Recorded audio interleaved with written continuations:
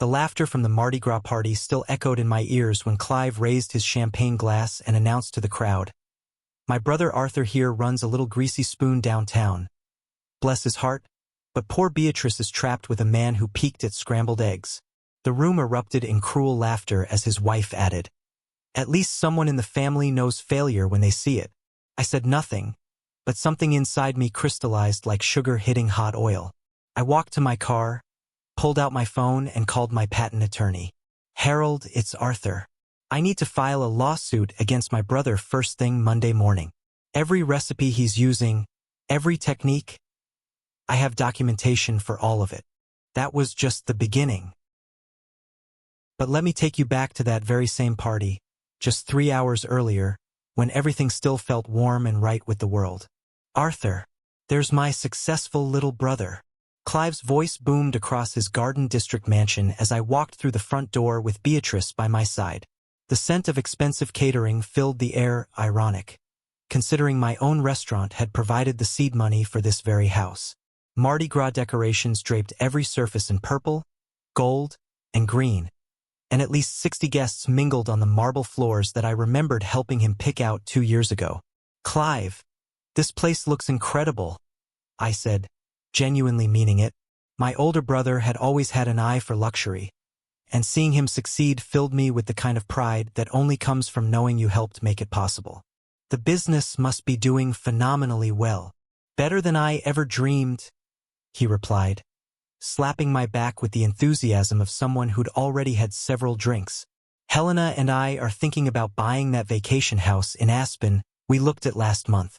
You remember, the one with the private ski slope?" Beatrice squeezed my arm gently. She knew how much joy I derived from my brother's success, how I'd lie awake at night sometimes just thinking about how far he'd come from that struggling electronics startup I'd helped fund 3 years ago. "That's wonderful news," she said warmly. "Arthur was just telling me yesterday how proud he is of everything you've built." "Speaking of which," I said, reaching into my jacket pocket and pulling out an envelope, "I wanted to give you this tonight." Inside was a check for another $15,000, money we'd scraped together from the restaurant's best quarter yet. "I know you mentioned needing capital for that expansion into Dallas. Consider it an early birthday present." The look in Clive's eyes was something I'd treasure forever, or so I thought at the time. It was pure gratitude mixed with the kind of brotherly affection that made all those 16-hour days in the restaurant kitchen worth every blister and burn. "Arthur, I don't know what to say. You've already done so much for Helena and me." "Family takes care of family," I replied, using the phrase our father had drilled into us growing up in the lower 9th Ward. "Besides, I've got some exciting news of my own. You know those recipe patents I've been working on? The ones for the jambalaya technique and the sauce blends. The ones that make your food so incredible?" Helena asked, joining our conversation with a genuine smile. At that moment, she seemed like the sweet woman Clive had fallen in love with, not the person she would reveal herself to be just hours later. "Exactly those. Well, they finally came through. Official patents on 12 different recipes and cooking techniques. My lawyer says they could be worth serious money if I ever decide to license them to other restaurants or food manufacturers." "That's amazing," Clive exclaimed, and I could see him doing the math in his head, not in a greedy way, but in the way of a brother who was proud of his sibling's success. "You know what this means, don't you? You could franchise the restaurant. Take it national." Beatrice laughed, the sound like wind chimes in our small apartment above the restaurant. "I keep telling him the same thing, but Arthur's too humble. He thinks our little place downtown is enough." "Our little place," I corrected gently, "has been enough to help build this empire of yours. And honestly, I couldn't be happier about it. Seeing you succeed, seeing you happy, that's worth more to me than any franchise deal." We spent the next 2 hours talking about dreams and plans. Clive described his vision for expanding his electronics business into 3 new states. Helena showed us photos of the Aspen house, pointing out which rooms would be perfect for hosting family gatherings. I found myself imagining Thanksgivings there, Christmas mornings with the snow falling outside while we cooked together in their gourmet kitchen. "You know what I love most about tonight?" I told them as we stood on their balcony, looking out over the city lights. It's seeing how far we've all come. Dad would be so proud of what we've built together. Clive nodded solemnly. Our father had died 5 years earlier, leaving behind nothing but debt and the unshakable belief that his sons would take care of each other no matter what. He always said the Doyle brothers would stick together through anything. Through anything, I agreed, raising my beer in a toast. That was the last moment of pure happiness I would share with my brother for a very long time. The shift happened so gradually I almost missed it. First, it was the way Clive's voice changed when he started talking to his business partners, louder, more performative. Then I noticed Helena whispering to a group of women, their eyes occasionally flicking in my direction before they'd burst into barely suppressed giggles. Ladies and gentlemen, Clive's voice cut through the party chatter like a cleaver through bone. I want to make a toast to my little brother Arthur here. I smiled, thinking he was about to thank me for the check I'd given him, or maybe acknowledge the years of support that had helped him reach this moment. Beatrice moved closer to me, her hand finding mine as we prepared for what we assumed would be a touching family moment. My brother Arthur, Clive continued, his voice taking on a tone I'd never heard before, something between pity and condescension, runs a little greasy spoon downtown. Bless his heart, but he's been flipping burgers and stirring pots for so long. I don't think he knows there's a world beyond that tiny kitchen of his.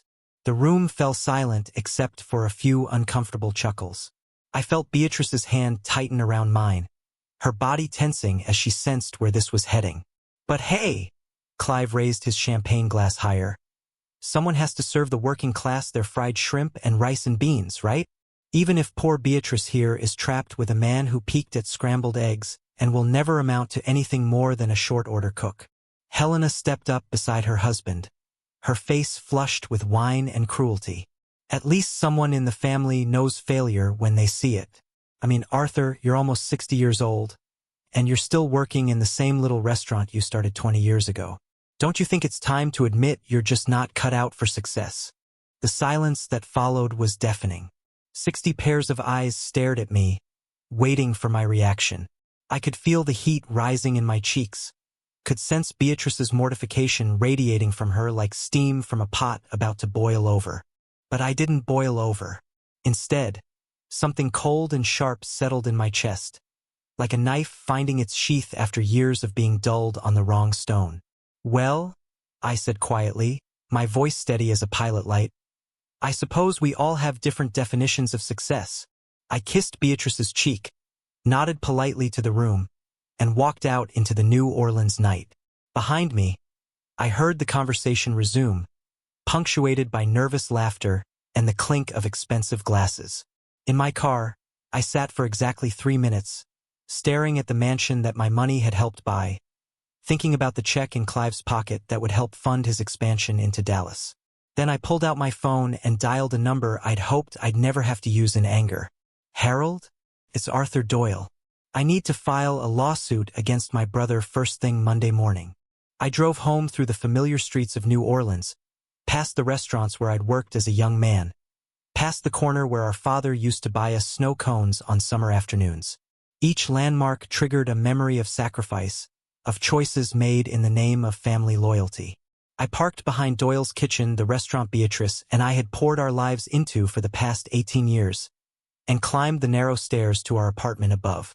The contrast between our modest home and Clive's mansion couldn't have been starker. But until tonight, I'd never minded. Our place had character, mismatched furniture we'd collected over the years, photographs of satisfied customers covering one entire wall, shelves lined with cookbooks and the occasional culinary award from local food competitions. Beatrice made us both coffee without saying a word. She knew me well enough to understand that I needed silence to process what had just happened. I sat at our kitchen table, the same one where I developed half the recipes that had made our restaurant a local favorite, and stared at the stack of mail I'd ignored for the past few days. On top was a letter from my patent attorney, confirming the final approval of my 12th and most valuable recipe patent. Underneath that was the quarterly profit statement from the restaurant, showing our best numbers in 5 years. At the bottom of the pile was a photo Clive had sent me last month, him and Helena standing in front of their new Lexus, with a handwritten note on the back. "Thanks for believing in us when no one else would." "I looked at those patent documents," I said finally, my voice cutting through the kitchen's quiet. "And I remembered exactly how much we've given him." Beatrice sat down across from me, her hands wrapped around her coffee mug, like she was trying to absorb its warmth. "How much are we talking about, Arthur?" I'd been avoiding this calculation for months, maybe years. It was easier to think of our support for Clive as an ongoing investment rather than a series of specific losses. But sitting there in the aftermath of his betrayal, the numbers crystallized in my mind with brutal clarity. The initial loan for his startup was $18,000. I began, pulling out the folder where I kept all our financial records. That was 3 years ago, when we had to mortgage the restaurant equipment to make it happen. "I remember," Beatrice said quietly. "We lived on rice and beans for 2 months so we could afford to help him. Then there was the $12,000 for his first inventory purchase. The $8,000 when his business partner backed out and left him hanging. The $15,000 I gave him tonight." I paused, adding the numbers in my head. "But that's just the big chunks." I opened the folder and spread the documents across the table like evidence at a crime scene. Bank statements, loan applications, canceled checks, each one representing a choice Beatrice and I had made to put Clive's dreams ahead of our own comfort. "There were the monthly payments too," I continued, my finger tracing down the columns of numbers.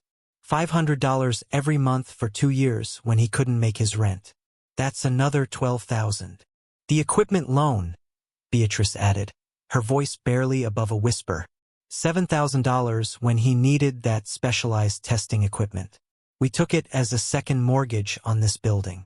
I looked around our small apartment, seeing it suddenly through the eyes of someone who'd been called a failure just hours earlier. We could have renovated this place. We could have expanded the restaurant downstairs. Instead, we chose to believe in him. The total was staggering when I finally added everything up. $74,000 over the course of 3 years. $74,000 that had come directly from our restaurant's profits, from 16-hour days in a hot kitchen, from choosing generic groceries so we could afford to help my brother pursue his version of the American dream. "This was the same brother," I said, holding up a photo from last Christmas, "who promised he'd pay us back as soon as his business turned profitable. The same one who's been sending us pictures of his luxury purchases while we've been eating dinner off the same chipped plates for 5 years. Beatrice reached across the table and touched my hand. "Arthur, what are you thinking?" I wasn't thinking. For the first time in years, my mind was perfectly crystalline clear. I'm remembering something Dad told me right before he died. Our father had been in the hospital for 3 weeks, his body finally succumbing to decades of physical labor and stubborn pride. On his last day, when it was just the 2 of us in that sterile room, he'd gripped my hand with what little strength he had left. "Arthur," he'd whispered, his voice barely audible above the machines keeping him alive. "I need to tell you something about Clive. I've been watching him his whole life, and he's got a mean streak in him that scares me sometimes. He'll take and take until there's nothing left to give, and then he'll blame you for not having more."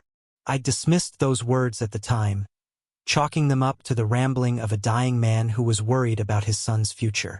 But sitting there in my kitchen, surrounded by evidence of exactly how much I'd given and how little respect I'd received in return, Dad's warning felt like prophecy. "He said something else too," I told Beatrice. "He said that when someone shows you who they really are, you should believe them the first time." I didn't cry that night. I didn't rage or throw things or call Clive to scream at him.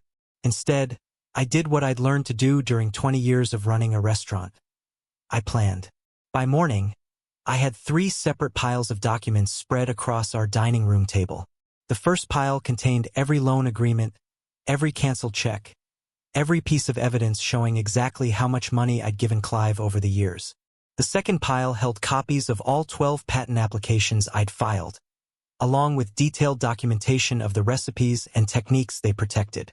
The third pile was smaller but potentially more explosive. Photographs I'd taken during visits to Clive's electronics business, showing equipment and processes that looked remarkably similar to prototypes I'd seen in my own kitchen when he was developing his products. At 8:30 Monday morning, I walked into the law offices of Harold Thibodeau, the intellectual property attorney who'd helped me navigate the patent process. Harold was a soft-spoken Creole man in his 60s who'd built his reputation by being thorough, methodical, and absolutely ruthless when his clients had been wronged. "Arthur," he said, looking up from the documents I'd spread across his desk, "this is quite a collection you've brought me. Tell me exactly what you want to accomplish here." "I want every penny back," I said, my voice steady as a metronome. "Every loan, every monthly payment, every cent of interest he should have been paying for the past 3 years. And I want damages for the patent infringement." Harold raised an eyebrow. "Patent infringement? Your brother's in electronics, not food service." I opened my laptop and pulled up the photos I'd taken during my last visit to Clive's workshop. "Look at this manufacturing process he's using for his circuit boards. The temperature control system, the timing sequences, the quality testing protocols." Harold leaned forward, his experienced eyes scanning the images. After several minutes, he sat back in his chair with a low whistle. "These are identical to the methods described in your culinary patents. The temperature curves, the timing intervals. He's basically taken your cooking techniques and applied them to electronics manufacturing." "That's exactly what he's done," I confirmed. "And according to the patents, any industrial application of those processes requires licensing from me, which means he's been using my intellectual property to build his business for the past 2 years. Without paying you a cent in licensing fees," Harold added, his tone taking on the predatory edge that had made him legendary in Louisiana legal circles. "Arthur, if we can prove this in court, we're not just talking about loan repayment. We're talking about a share of his business profits going back 24 months. I thought about Clive's house, his cars, his plans for Aspen, his casual cruelty the night before. How much are we talking about?" Harold spent the next hour going through financial documents and making calculations. When he finally looked up, his expression was grimly satisfied. "Conservative estimate? $300,000 in licensing fees and damages. Potentially much more if we can prove willful infringement. And the loans? $74,000 plus interest brings it to roughly $95,000. Harold closed his folder and looked at me directly. "Arthur, I need to ask you this. Are you sure you want to go to war with your own brother? Because that's what this will be. No family barbecues, no Christmas dinners, no reconciliation. This kind of lawsuit destroys relationships permanently." I thought about Dad's warning. I thought about Beatrice's humiliation the night before. I thought about 20 years of sacrifice being dismissed as the failure of a greasy spoon cook.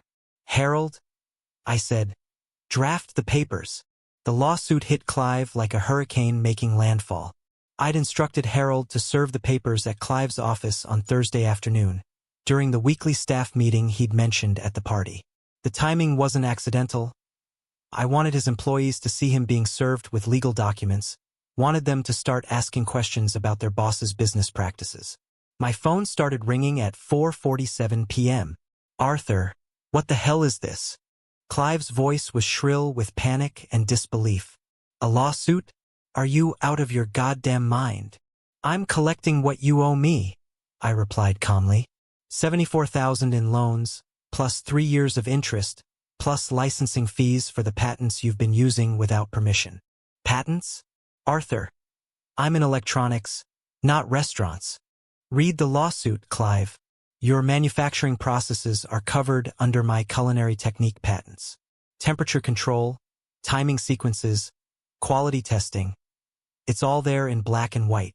The silence that followed lasted nearly 30 seconds. I could practically hear the wheels turning in his head as he realized the scope of his legal exposure. "This is insane," he said finally. "You can't sue your own brother over some made-up patent nonsense. And those loans were gifts, Arthur. Family helping family. Remember, I have documentation for every transaction," I said. "Loan agreements, payment schedules, your written promises to pay me back. Nothing was a gift, Clive. It was all business. And now it's time to settle accounts. Listen to me." His voice dropped to a threatening whisper. "You drop this lawsuit right now, or I'll make your life hell. I'll countersue for harassment, defamation, whatever it takes. I have lawyers too, Arthur, and they're a lot better than whatever small-time attorney you've hired. I hung up without another word. Within an hour, my phone was buzzing with text messages. First from Helena. How could you do this to your own family? Then from various relatives who'd apparently received frantic calls from Clive. This isn't like you, Arthur. Family should forgive and forget. Don't you think you're overreacting? But the message that made me smile came from my patent attorney. Clive's lawyer called. They want to meet tomorrow to discuss a settlement. We've got them scared. The next morning, I opened Doyle's kitchen as usual, but instead of my normal prep routine, I spent the time before the lunch rush reviewing documents with Harold. We'd set up a meeting with Clive's legal team for 2 o'clock, right in the middle of my restaurant's busiest period. Are you sure you don't want to reschedule? Harold asked as we prepared to leave for the meeting. This timing seems unnecessarily difficult for you. The timing is perfect, I assured him. I want them to see where their money came from. Clive's lawyer was a sharp-dressed man named Morrison who probably charged more per hour than I made in a week. He'd brought a briefcase full of documents and an expression that suggested he thought this whole matter was beneath his dignity. Gentlemen, Morrison began, my client is willing to acknowledge that there may have been some informal financial arrangements between the brothers, and he's prepared to make a goodwill payment to resolve this matter quickly and quietly.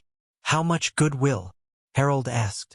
$25,000, in exchange for dropping all claims and signing a non-disclosure agreement.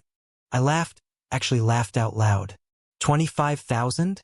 Your client owes me 95,000 just in loan repayment, and that's before we get to the patent licensing fees. Morrison's condescending smile faltered slightly. Mr. Doyle, with all due respect, proving patent infringement in this context will be extremely difficult.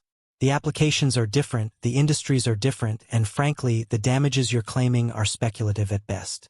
Harold opened his briefcase and pulled out a thick folder. Would you like to see the photographic evidence? The side-by-side process comparisons? The expert testimony we've already lined up?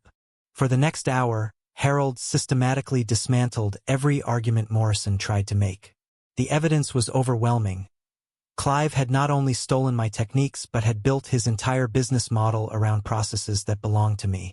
Furthermore, Harold continued, we've discovered that Mr. Clive Doyle has been marketing his manufacturing methods as proprietary innovations to potential investors and clients. That constitutes fraud, which opens up additional civil and potentially criminal liability. Morrison's face had gone pale. What exactly are you proposing? Full repayment of all loans with interest, $95,000. Licensing fees for 2 years of patent infringement, $250,000. Plus legal costs and damages for fraudulent use of proprietary methods. Harold leaned back in his chair. Total settlement, $400,000. That's impossible, Morrison stammered. My client doesn't have that kind of liquid capital. Then he can liquidate assets, I said quietly. The house, the cars, the Aspen property he's been bragging about. Or we can go to court and let a judge decide. The meeting ended with Morrison requesting time to consult with his client. As we walked out of the conference room, Harold turned to me with barely concealed admiration. Arthur, I've been practicing law for 30 years, and I've never seen someone more prepared for battle. Your brother picked the wrong person to mess with. Clive's counterattack came exactly 1 week later. I was in the middle of the dinner rush when Harold called with news that made my blood run cold. Arthur, they've filed a countersuit. Harassment, defamation, intentional infliction of emotional distress.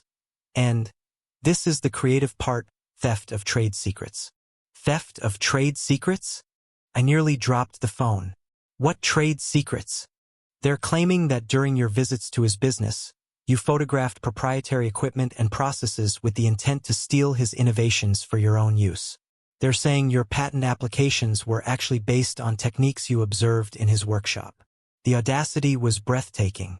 Not only was Clive refusing to pay what he owed, but he was trying to claim ownership of the very techniques I'd developed in my own kitchen over decades of experimentation.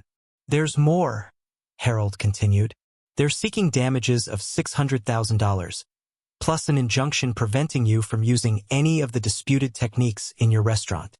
I hung up the phone and stared at the kitchen where I'd spent the last 20 years perfecting my craft. The idea that Clive could claim ownership of methods I'd developed through thousands of hours of trial and error, through burns and cuts and endless late nights, was so insulting it took my breath away. But two could play that game. That evening, after closing the restaurant, I called a number I'd memorized but hoped never to use. The fraud hotline for the Louisiana Attorney General's office. "I need to report a case of investment fraud," I told the investigator who answered. "Someone has been soliciting investors using manufacturing processes that don't actually belong to him." Within 48 hours, I was sitting in a government office downtown, providing detailed testimony about Clive's business practices to a detective who specialized in white-collar crime. "So let me make sure I understand this correctly," Detective Rodriguez said, reviewing my statement. "Your brother has been telling investors that he developed these manufacturing techniques himself?" "That's correct. I have copies of his investor presentations where he claims the processes are proprietary innovations that give his company a competitive advantage." "And you have patents on these same techniques?" "Filed 18 months before he started using them commercially. I can provide time-stamped documentation of every step in my development process." Detective Rodriguez made notes for several minutes before looking up with the expression of someone who just found a case that would make her career. "Mr. Doyle, what you're describing could constitute multiple felonies. Securities fraud, wire fraud, potentially RICO violations if we can prove this was part of a larger pattern of deception." "What does that mean for my civil case?" "It means your brother is about to have much bigger problems than a family lawsuit." The criminal investigation moved with the efficiency of a well-oiled machine. Within 2 weeks, Detective Rodriguez had obtained search warrants for Clive's business records, interviewed his investors, and uncovered a paper trail of fraudulent representations that extended far beyond the patent theft. It turned out that Clive hadn't just stolen my techniques. He'd been systematically lying to investors about every aspect of his business. Revenue figures were inflated, expenses were understated, and several of his breakthrough innovations were actually commercially available processes he'd rebranded as proprietary developments. The house of cards collapsed on a Tuesday morning in March. I was preparing lunch specials when Harold called with news that would have sounded like justice if it hadn't been so devastating. "Arthur, they arrested your brother an hour ago. Securities fraud, wire fraud, and theft of intellectual property. The DA's office is recommending 5 to 7 years in federal prison." I had to sit down. Despite everything Clive had done, despite the betrayal and the cruelty and the attempted countersuit, he was still my brother. The image of him in handcuffs being led away from the business I'd helped him build was almost too much to process. "What about Helena?" "Clean as far as we can tell. She had no involvement in the business side of things." "But Arthur," Harold's voice became gentle, "they're seizing everything. The house, the cars, the business assets. She's going to lose everything too. And our civil case? Moot. You can't collect from a man who's going to prison and has no assets. But the good news is that they're dropping the countersuit immediately. Morrison called this morning to formally withdraw all claims against you." I hung up and stood in the kitchen where this whole mess had started, surrounded by the tools and ingredients that had been the foundation of everything I'd accomplished in my life. For the first time since that night at the Mardi Gras party, I felt something other than cold determination. I felt sad. The legal proceedings dragged on for months, but the outcome was never in doubt. Clive pled guilty to avoid a longer sentence and was sentenced to 4 years in federal prison. Helena lost the house, the cars, and every luxury they'd accumulated during their brief period of prosperity. The morning after Clive was sentenced, I found Helena sitting on the steps outside Doyle's kitchen, holding a single suitcase and looking like someone who'd aged 10 years in the past 6 months. "I don't suppose you're here for breakfast," I said, unlocking the restaurant's front door.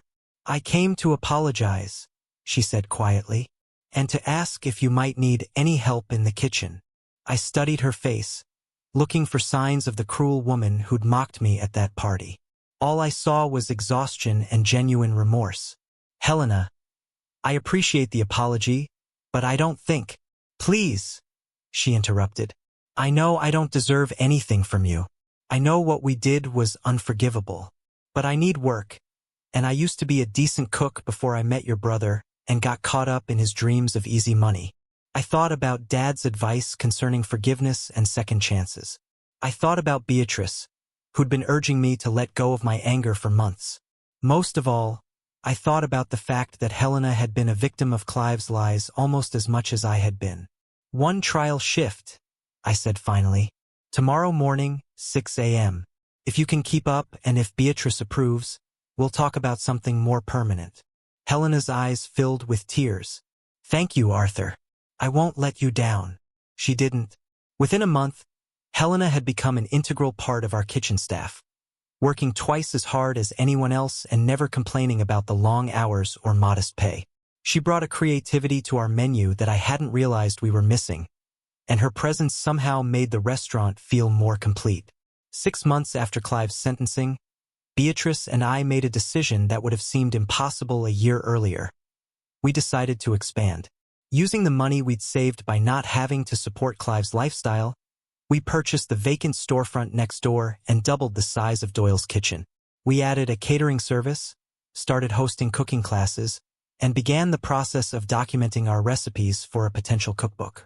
The patents that had started this whole mess became the foundation for something I'd never imagined. A licensing deal with a regional restaurant chain that wanted to use our techniques in their kitchens. The monthly royalty checks were modest but steady, and they represented something more valuable than money, recognition that our work had real value in the culinary world. 1 year later, I was standing behind the expanded counter of Doyle's kitchen, watching Beatrice train our newest hire, when a familiar figure appeared in the doorway. Clive had been released on good behavior after serving 18 months of his sentence. He looked older, thinner, and was wearing the kind of cheap clothing that comes from shopping at thrift stores instead of luxury retailers. "Hello, Arthur," he said quietly. The restaurant went silent. Our regular customers knew the story. It had been front-page news in the local papers, and they watched with undisguised curiosity as the brothers faced each other for the first time since the lawsuit began. "Clive," I replied neutrally, "you look well. Prison food doesn't compare to yours. I can tell you that." He attempted a smile that didn't quite reach his eyes. "Could we talk privately?" I nodded toward the office in the back of the restaurant, and we walked through the expanded kitchen where Helena was preparing the lunch specials with the focused concentration of someone who'd learned not to take honest work for granted. In the office, Clive sat heavily in the chair across from my desk. The silence stretched between us like a chasm neither of us knew how to cross. "I came to apologize," he said finally. "Not because my lawyer told me to, not because I think it'll get me anything. I came because I've had 18 months to think about what I did to you, and to us, and I needed to say the words." "Okay," I replied.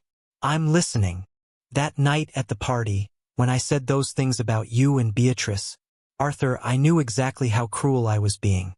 I knew you'd sacrificed everything to help me succeed, and I threw it back in your face because I was drunk and stupid and wanted to impress people who didn't matter. He paused, running his hands through hair that had gone gray during his time in prison. "But the worst part wasn't the humiliation. The worst part was stealing your work and trying to claim it as my own.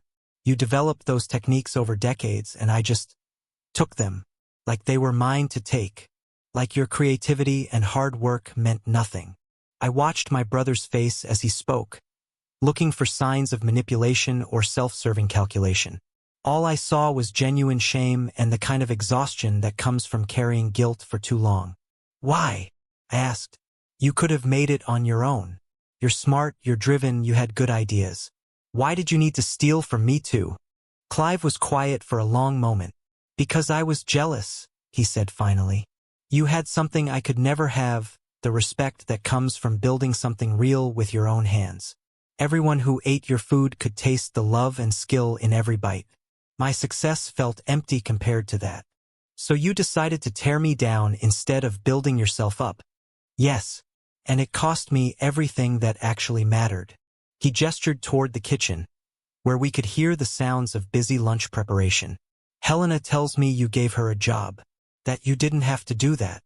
"She earned it," I said simply. She works hard, she's talented, and she treats our customers with respect. That's all that matters here. That's more than I deserved from you, Clive said. More than either of us deserved. He stood to leave, then paused at the office door. For what it's worth, Arthur, I'm proud of what you've built here. I always was, even when I was too proud and stupid to admit it. You're everything Dad hoped we'd both become. After he left, I sat in the office for a long time, thinking about forgiveness and justice and the complicated mathematics of family relationships. I thought about the $400,000 I'd never collected, the house and cars and luxury vacations that had been built on money stolen from my kitchen. But I also thought about the expanded restaurant humming with activity around me, about the cookbook deal we'd signed last month, about the culinary school scholarship we'd established in Dad's name. Success, I realized, wasn't about taking what someone else had built. It was about creating something that could survive and grow and make the world a little better. 2 years after that conversation, Doyle's Kitchen was featured on the cover of Louisiana Cuisine magazine. The article described our innovative fusion of traditional Creole techniques with modern patent-protected processes, and called us a hidden gem that deserves national attention. The photographer captured me standing behind our expanded counter, wearing the chef's jacket I'd earned through decades of hard work, surrounded by the team that had become my real family. Beatrice stood beside me, her smile radiant with the pride of someone who'd watched her husband's dreams finally receive the recognition they deserved. Helena was there too, her transformation from bitter socialite to dedicated chef complete and remarkable. The magazine article led to opportunities I'd never imagined. Food Network called about a documentary. Publishers wanted to discuss cookbook deals. Investors approached us about franchising opportunities, the very thing Clive had mocked me for not pursuing years earlier. But the most satisfying moment came 6 months later, when I was invited to speak at the New Orleans Culinary Institute about intellectual property protection for chefs. The auditorium was packed with young cooks and established restaurateurs, all eager to learn how to protect their creative work. Innovation in the kitchen isn't just about creating new dishes, I told them. It's about developing techniques that can be documented, protected, and yes, monetized. Your creativity has value, and you shouldn't be afraid to claim it. After the presentation, a young chef approached me with a familiar look of determination in her eyes. Mr. Doyle, I've been working on a revolutionary smoking technique for seafood. After hearing your story, I think I need to talk to a patent attorney. You absolutely do, I replied, handing her Harold's business card.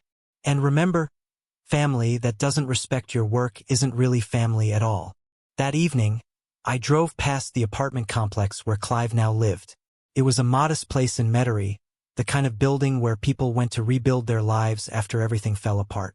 Through a window on the second floor, I could see him eating dinner alone at a small table, probably watching television to fill the silence. I didn't stop. There was nothing left to say, no reconciliation that could undo the damage we'd done to each other. But I didn't feel anger anymore either. Clive had made his choices and I'd made mine. His path had led to prison and poverty and the hollow satisfaction of knowing that justice, while delayed, had ultimately prevailed. My path had led somewhere different entirely. 3 months later, Beatrice and I were standing on the balcony of our new house in the Garden District, not far from where Clive's mansion used to be, but earned through our own labor rather than built on borrowed money and stolen ideas. Below us, the sounds of New Orleans drifted up through the evening air. Jazz from a nearby club, laughter from tourists exploring the French Quarter, the distant rumble of streetcars carrying people home from work. Do you ever regret it? Beatrice asked, her hand finding mine as we watched the sunset paint the sky in shades of purple and gold. The lawsuit, the investigation, everything that happened with Clive? I considered the question seriously. The legal battle had consumed 2 years of our lives and destroyed relationships that could never be repaired. It had cost money we could have used for other things and energy we could have devoted to growing our business. But it had also taught me something invaluable. That standing up for yourself isn't about revenge or punishment. It's about establishing boundaries that protect everything you've worked to build. No regrets, I said finally. He showed me who he really was, and I believed him. Dad would have been proud of that. And what would Dad think about this? Beatrice gestured toward the house, the successful restaurant, the life we'd built from the ashes of betrayal. I smiled, remembering the old man's weathered hands and unshakable belief in the power of honest work. He'd probably say that good things come to those who refuse to let anyone else define their worth. 6 months after that conversation, I received a letter forwarded from the restaurant. The return address showed it came from a federal correctional facility in Texas, and I recognized Clive's handwriting immediately. Inside was a single page, written in the careful script of someone who'd had plenty of time to think about what they wanted to say. Arthur, I saw the article in Food and Wine about your James Beard nomination. I wanted you to know that despite everything between us, I'm proud of what you've accomplished. You deserved that recognition 20 years ago, and I'm glad the world is finally paying attention. I hope someday you'll be able to think of me as more than just the brother who betrayed you. But if not, I understand. Clive.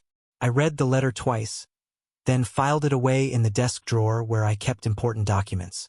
It wasn't an apology exactly, and it certainly wasn't a request for reconciliation. It was something simpler and perhaps more honest. An acknowledgement that some bridges, once burned, can never be rebuilt. That night, I cooked dinner for Beatrice using the techniques that had started this entire ordeal.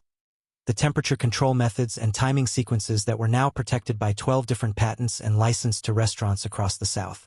As I worked, I thought about the strange mathematics of justice. How losing $74,000 had ultimately led to earning 10 times that amount. How public humiliation had become the foundation for genuine respect. The jambalaya that emerged from my kitchen that evening was perfect, each grain of rice distinct but harmonious. The flavors balanced with the precision that comes from decades of practice and the confidence that comes from knowing your worth. This is incredible, Beatrice said, taking her first bite. How do you keep making it better?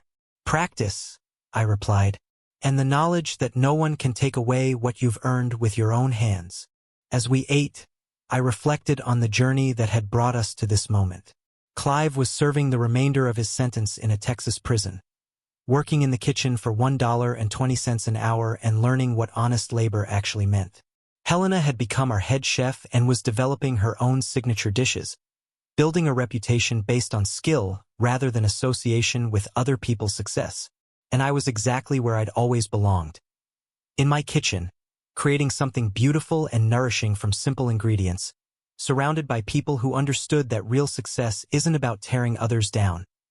It's about building something so solid and genuine that it can withstand any storm. The phone rang as we were finishing dinner. It was a producer from the James Beard Foundation, calling to discuss the details of the award ceremony where I'd been nominated for Outstanding Chef in the South. Mr. Doyle, she said, we're planning a segment about your journey from neighborhood restaurant to culinary recognition. Would you be willing to talk about the challenges you've overcome? I looked at Beatrice, who nodded encouragingly. I'd be honored, I replied. It's been quite a journey. After I hung up, Beatrice raised her wine glass in a toast. To second chances, she said. To first principles, I corrected. Good food, honest work, and the courage to stand up for what's right. We clinked glasses as the evening settled around us, full of the quiet satisfaction that comes from building something lasting with your own hands. Outside, New Orleans continued its eternal dance of music and laughter and dreams, and somewhere in that beautiful chaos was a small restaurant where people came not just for exceptional food, but for the knowledge that they were supporting someone who understood the true value of hard work and integrity. The taste of betrayal, I had learned, eventually gives way to something much sweeter. The flavor of justice, seasoned with patience and served with the unshakable knowledge that in the end, character matters more than cleverness, and authentic success is always worth the wait. If you liked this story, please like this video, subscribe to the channel and share your impressions in the comments below.